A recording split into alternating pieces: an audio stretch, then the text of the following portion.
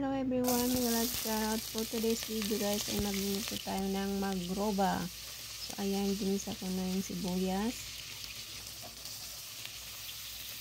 Inikos-mikos natin guys. So naglagay ako ng garlic powder, turmeric, puharat,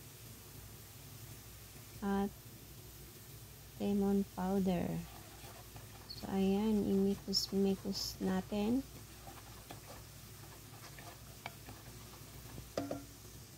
And then, ilagay natin ang ating karne.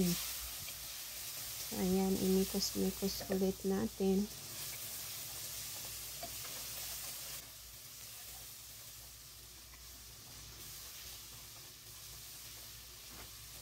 Ayan, guys.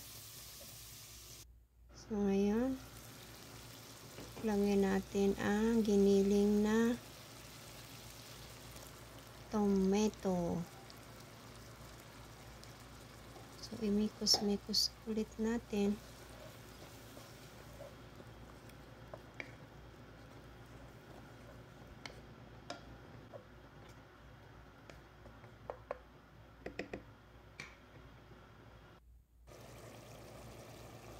Ayan guys. Lagay tayo ng tomato paste, asin, at Maggi.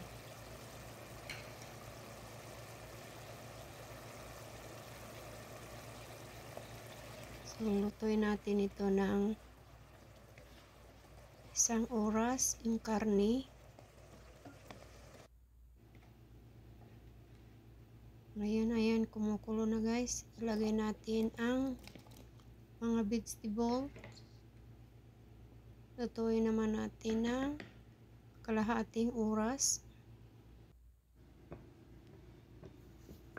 And then, may harina dyan guys. Hindi ko na pinakita ko kung paano ko inimix yung harina. So, ayan, minasa-masa ko na guys.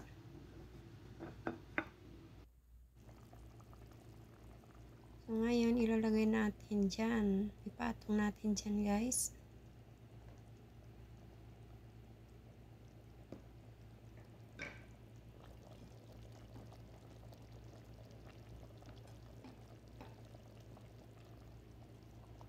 Ilagay natin yung iba.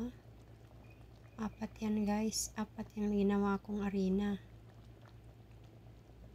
So, ayan, ilagay natin dyan, guys. So, after that, lutuin natin siya ng 1 oras at kalahati. Kasi kailangan maluluto yung harina.